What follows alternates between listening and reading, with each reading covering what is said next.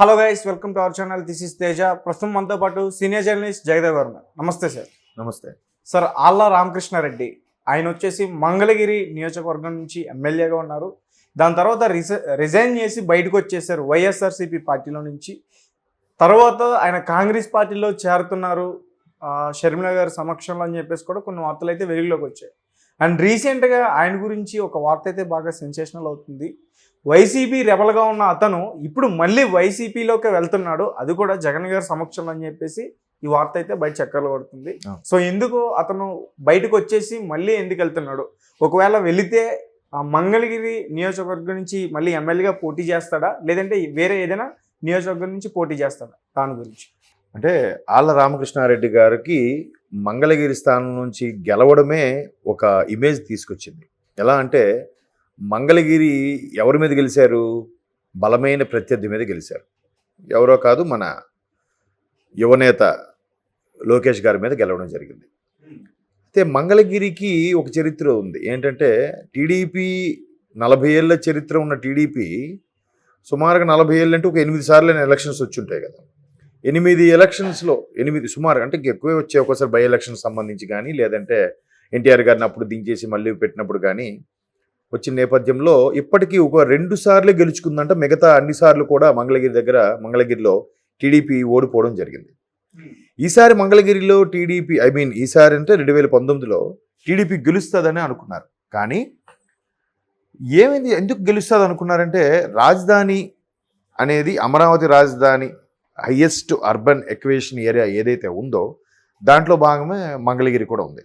So Mangalagiri developed, ఆ చుట్టుపక్కల రైతులు వాళ్ళందరూ కూడా ఖచ్చితంగా టీడీపీని గెలిపిస్తారు అనుకున్నారు. కానీ అనూహ్యంగా అప్పటికి వైసీపీ మేనియా ఒక ఫ్లో రావడం, ఆళ్ళ రామకృష్ణారెడ్డి గారి గెలవడం, అది కూడా లోకేష్ గారి మీద గెలవడంతో ఒక హైప్ వచ్చింది, ఒక ఇమేజ్ కూడా పెరిగింది ఆయనకి.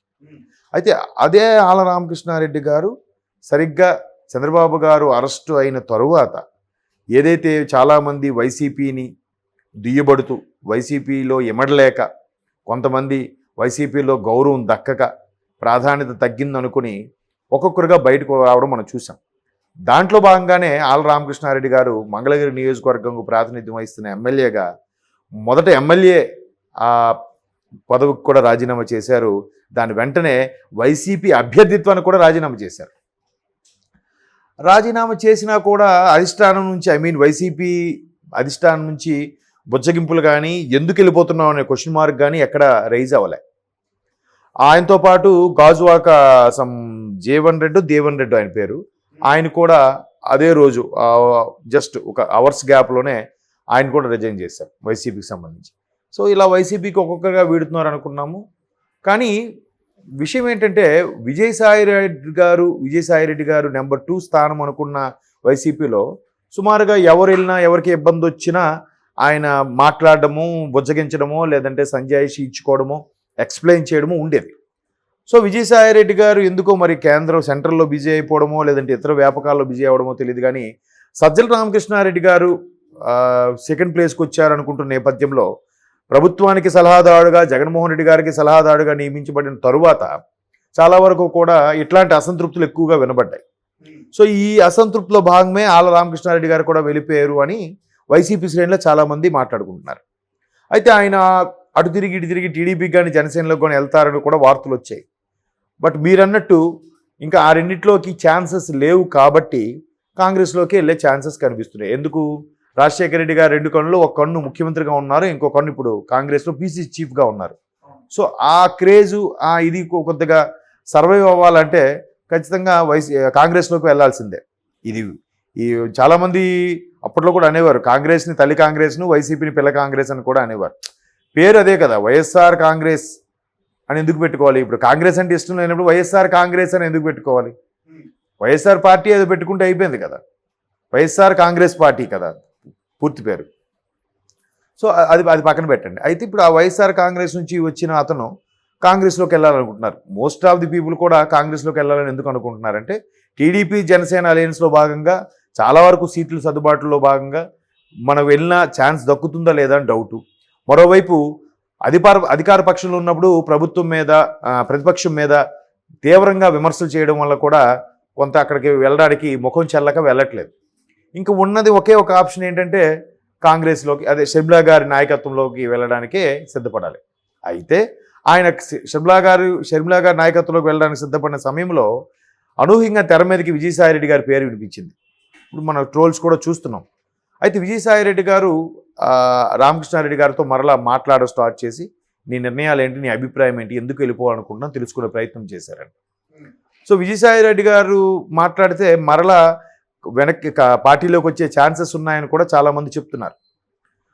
ఎందుకంటే ఇంతకుముందు బాలినేని శ్రీనివాసరెడ్డి గారు కూడా ఒక సందర్భంలో అదే మాట్లాడారు.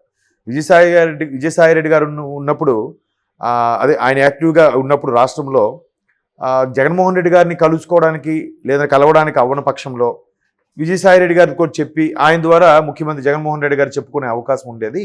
కానీ ఇప్పుడు సజ్జల గారు వచ్చాక అంతగా చెప్పుకోవడానికి అవకాశం లేదు అన్నట్టుగా గతంలో బాలినేని శ్రీనివాసరెడ్డి గారు కూడా 1-2 సందర్భాల్లో చెప్పారన్నమాట. సో మరలా ఇప్పుడు విజయసాయిరెడ్డి గారు సీన్లోకి వచ్చారట. వచ్చి ఎందుకు వెళ్ళిపోయారు ఏంటి ఆరా తీసి, మీకు మరలా అదే మంగళగిరి సీటు ఖాయం చేసేలాగా నేను ముఖ్యమంత్రి గారితో మాట్లాడతానని చెప్పి బుజ్జగించే ప్రయత్నాలు అయితే జరుగుతున్నాయి. ఇంకా అది కొలిక్కి రాలేదు.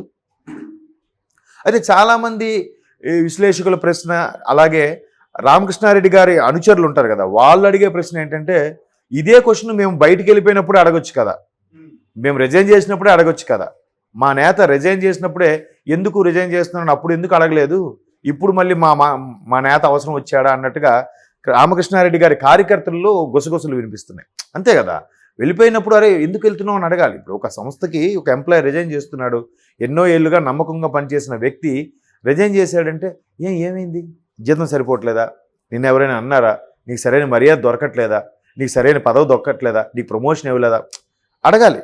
మేనేజర్ అయినా యాజమాన్యమైనా అవే అడగకుండా వెళ్తున్నావా, ఓకే బాయ్ అని పంపించేస్తాడు. ఎంత ఫీల్ అవుతాడు, అరే ఇన్నేళ్ళుగా వీళ్ళకి సర్వీస్ చేశాను, కనీసం ఎందుకు వెళ్తాను కూడా అడగలేదే అని ఫీల్ అవుతారు కదా. సో అట్లాంటి ఫీల్ అయినప్పుడు ఈగో హర్ట్ అవుతుంది. సో అట్లా ఫీల్ అయ్యారు, ఇప్పుడు మరలా పిలిపిస్తున్నారు ఎందుకు, అప్పుడే అడిగితే ఇంత సమస్య ఇంతవరకు వచ్చేది కాదు కదా. ఇప్పుడు దాన్ని ఎందుకు అలా కార్యకర్తలు ఫీల్ అవుతున్నారంటే, అరే ముందెందుకు వెళ్ళిపోవాలి ఆవేశంగా, మళ్ళీ ఎందుకు వెనక్కి రావాలి, ముందే ఉండి బాగా కూర్చొని తేల్చుకోవాల్సింది కదా, ముందే మంత్రాలు జరపాల్సింది కదా, లేదా ఆయన రిజైన్ చేస్తారని ముందే చూచాయిగా వైఎస్ఆర్సీపీ అధిష్టానానికి తెలియజేస్తుంటే బాగుండేది కదా, కథ ఇంతవరకు వచ్చేది కాదు కదా, బయట పార్టీలు ఏమీ సరిగ్గా ప్రాధాన్యత ఇవ్వలేదు కాబట్టి అటు తిరిగి ఇటు తిరిగి మళ్ళీ ఈయన పార్టీలోకి వస్తున్నాడని విమర్శ కూడా ఉంది అనేస్తారు. ఒకవేళ అది విమర్శ కాకపోయినా వీడికి ఇప్పుడు చాలామంది రిజైన్ చేసి వెళ్ళి అదే కంపెనీలకు వచ్చారనుకోండి, వీడికి బయటకు వెళ్తే ఏ జాబులు దొరకలేదురా అందుకే మళ్ళీ ఇక్కడికి వచ్చాడరా, పెద్ద బిల్డప్ ఇచ్చాడరా అని అంటారా అనరా. బట్ అక్కడ పరిస్థితులు వేరే అయి ఉండొచ్చు, లేదా కంపెనీ మళ్ళీ పిలిపించుకో ఉండొచ్చు. కానీ చూసేవాళ్ళు అలా అనేస్తారనే కార్యకర్తలు కొంచెం బెట్టి చేస్తున్నారట. అన్న ఒకసారి ఆలోచించండి అన్న, మళ్ళీ అందులోకి వెళ్తున్నా అంటున్నారు, ఏ స్థాయిలో మీకు ఇంపార్టెన్స్ ఉంటుంది, మీకు ఎంతవరకు ప్రాధాన్యత ఇస్తారు అనే దాని మీద కూడా మంత్రి పదవి గురించి కానీ రకరకాలుగా అనుచరులు మాట్లాడుతున్నారని డిస్కషను. మేబీ విజయసాయిరెడ్డి గారు మాట్లాడితే మాత్రం రామకృష్ణారెడ్డి గారు మరలా వైసీపీలోకి వెళ్ళే ఛాన్సెస్ అయితే ఎక్కువ ఉన్నాయి. ఎందుకంటే ఆయన మంచి స్పోక్స్ మ్యాను, మంచి నాలెడ్జబుల్ పర్సన్ గారు విజయసాయిరెడ్డి గారు. ఆయన మాట తీరు డిఫరెంట్గా ఉంటుంది. ఆయన ఇప్పుడు అందరితో సఖ్యంగా చాలా చక్కగా పార్టీని జగన్మోహన్ రెడ్డి గారిలో సగం బాధ్యత తీసుకుని నడిపించే సందర్భాలు కూడా ఉన్నాయి కాబట్టి ఆయన చెప్తే వింటారని చాలామంది అంటున్నారు.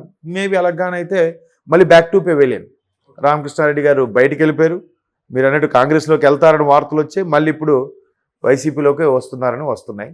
చూద్దాం మంగళగిరి ఈసారి, ఎందుకంటే రాజధాని భూముల్ని తీసుకొని రాజధాని కడుతున్న దాన్ని జగన్మోహన్ రెడ్డి గారి ప్రభుత్వం రాజధాని కట్టకుండా అసలు రాజధాని లేకుండా చేసేసి అక్కడ భూములు ఎవరైతే రాజధానికి ఇచ్చారో వాళ్ళందరూ అన్యాయం అయిపోయారు. అయినప్పటికి కూడా వైసీపీ మంగళగిరిలో గెలవడం అనేది చాలా దాన్ని ఏమంటారు మెరిట్తో కూడిన విషయమే. కాకపోతే ఇప్పుడు మరి ఆ రైతులందరూ ఏమయ్యారు, వాళ్ళందరూ ఓట్లు ఎవరికి వేశారు? అలా అయితే టీడీపీయే గెలవాలిగా. రైతులు పూర్తి ఎంత స్థాయిలో ఉద్యమం చేస్తున్నారు, 5 ఏళ్ళుగా నిరాహార దీక్షలు, కాలినడకలు, రథయాత్రలు, ఇక్కడ నుంచి తిరుపతి వరకు నడిచి వెళ్ళడం, తిరుపతి నుంచి శ్రీకాకుళం వరకు కూడా తిరుగుతూనే ఉన్నారుగా వాళ్ళు. నిరసనలు, నిరాహార దీక్షలు, ఆడవాళ్ళు చిన్నపిల్లలు సైతం రోడ్డెక్కి పోలీసులతో పాటు పోరాడి మరీ చేస్తున్నారు కదా అమరావతి భూముల కోసం, రాజధాని ఇక్కడే కట్టండి అని. మరి అంత తీవ్ర స్థాయిలో అభిమానం అది ఉన్నప్పుడు మంగళగిరిలో, అంటే రాజధాని పరిధిలో ఉండే మంగళగిరిలో వైసీపీ ఎందుకు గెలుస్తుంది? గెలవకూడదు కదా, టీడీపీ గెలవాలిగా. అది ఇప్పుడు పైగా క్వశ్చన్ అక్కడ పర్సన్ కూడా లోకేష్ గారు ఉన్నారు. ఉన్నారు. సో అందుకు ఖచ్చితంగా ఆ రామకృష్ణారెడ్డి గారికి ఒక ఇమేజ్ ఉంది, ఆయన వస్తేనే మళ్ళీ గెలుస్తారని కూడా మేబీ వైసీపీ ఆలోచిస్తుందేమో. అందుకు మళ్ళీ బుజ్జగించే ప్రయత్నాలు జరుగుతున్నాయి. చూద్దాం రేపటికి ఏం ఇన్ఫర్మేషన్ వస్తుందో. Okay sir, thank you so much.